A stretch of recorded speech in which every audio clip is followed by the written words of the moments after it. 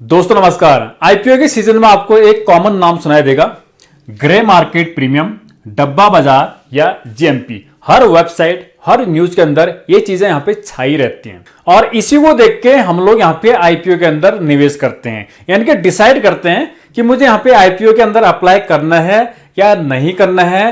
वो डिसाइड करेगा यहाँ पे ग्रे मार्केट प्रीमियम। अगर ग्रे मार्केट प्रीमियम ऊपर गई है तो मैं यहां पे निवेश करूंगा, अगर नीचे गई है तो मैं यहां पे नहीं करूंगा। ऐसा क्यों? ऐसा क्या है यहां पे ग्रे मार्केट प्रीमियम के अंदर जो कि हमको इसे देख के यहां पे निवेश करना पड़ता है। और आईपीओ आने से पहले ग्रे मार्केट के अंदर भाव लगते कैसे हैं, बोली कैसे लगती है, क्या होती है यहाँ पे ग्रे मार्केट, इसको हम यहाँ पे कंप्लीट समझेंगे। इस वीडियो के अंदर आप यहाँ पे बने रहना, वीडियो यहाँ पे थोड़ी सी इंटरेस्टिंग होने वाली है। अब मैं बढ़ता हूं आगे। ओके, रिसेंटली एक आईपीओ आया था यहाँ पे जोमैटो, और उसके बाद जो दूसरा आईपीओ आने वाला है पेटीएम।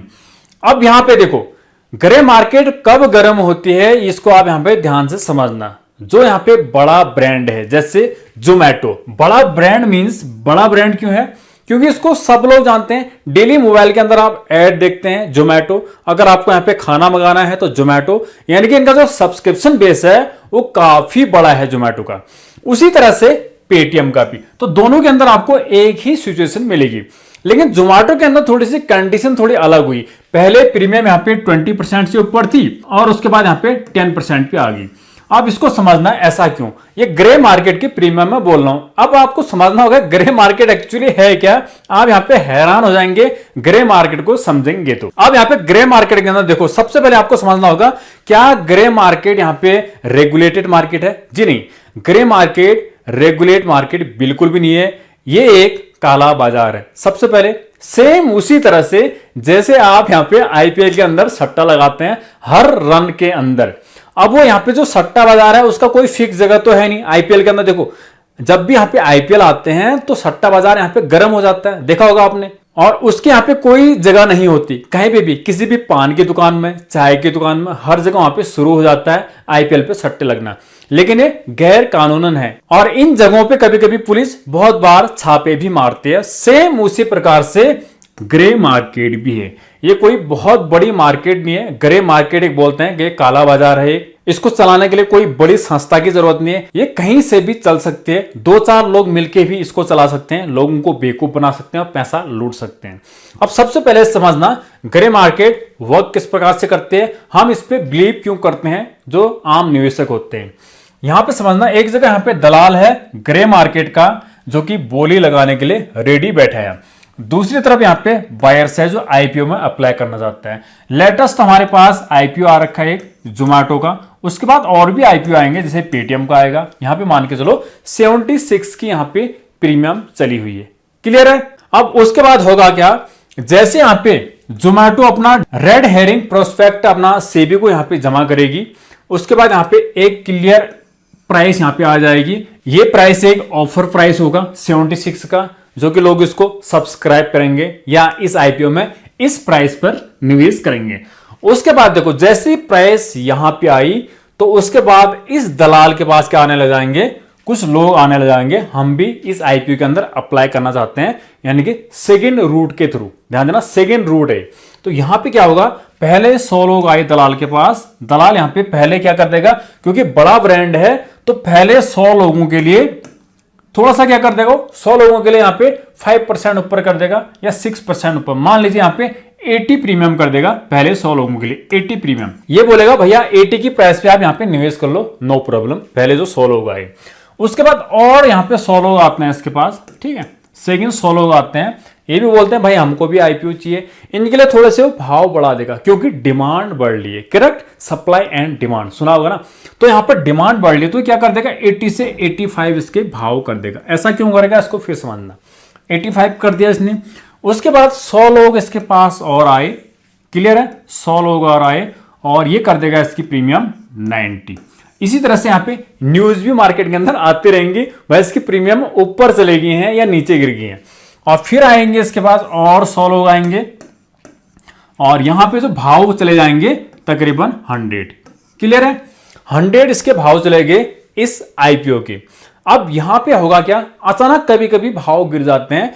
यहां पे होता क्या है, ये लोग पैसा वापस ले लेते हैं। क्लियर है आपको? ये लोग क्या करते हैं, पैसा जैसे ही वापस लेने लग जाएंगे।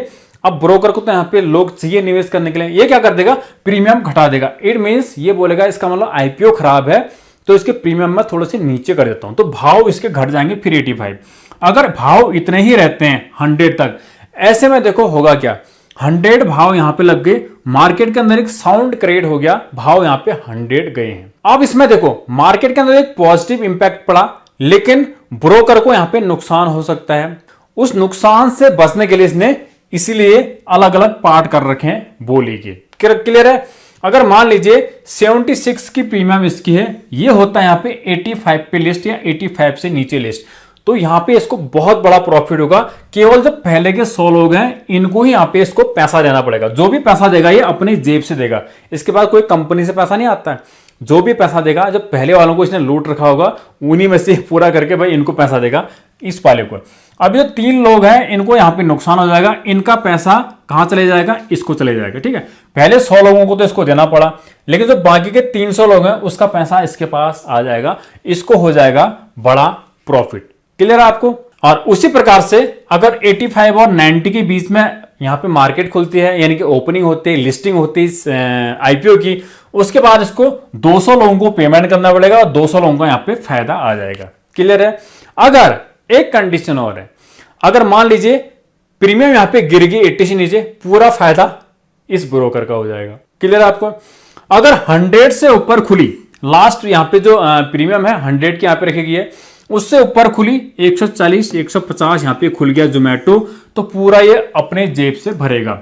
अगर 200% खुल गया, 150% खुल गया, तो ये ब्रोकर क्या करेगा, सब, क्योंकि देगा कहां से, जेब में इसके पैसे तो है नहीं इतने, फिर क्या करेगा ये बंदा, ये करेगा पूरे पैसे लेके ये भाग जाएगा और यहां पे किसी को पता भी नहीं चलेगा। क्यों पता नहीं चलेगा? क्योंकि जो इसमें जो निवेश करने वाले लोग होते हैं सेकेंड रूट के थ्रू, ये लोग भी ब्लैक मनी का यूज करते हैं। किसका यूज? ब्लैक मनी इनके पास होती है। ये बड़े बड़े निवेशक होते हैं, इनके पास ब्लैक मनी होती है, और टैक्स से बचने के लिए भी कुछ लोग इस रूट का यहां पे उपयोग करते हैं।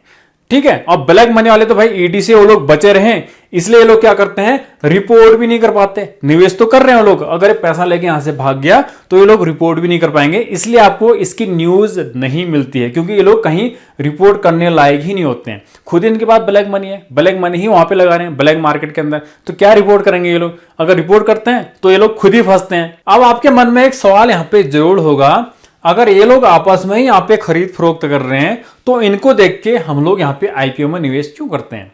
क्लियर है? ये सवाल आपके जरूर होगा और होना भी चाहिए।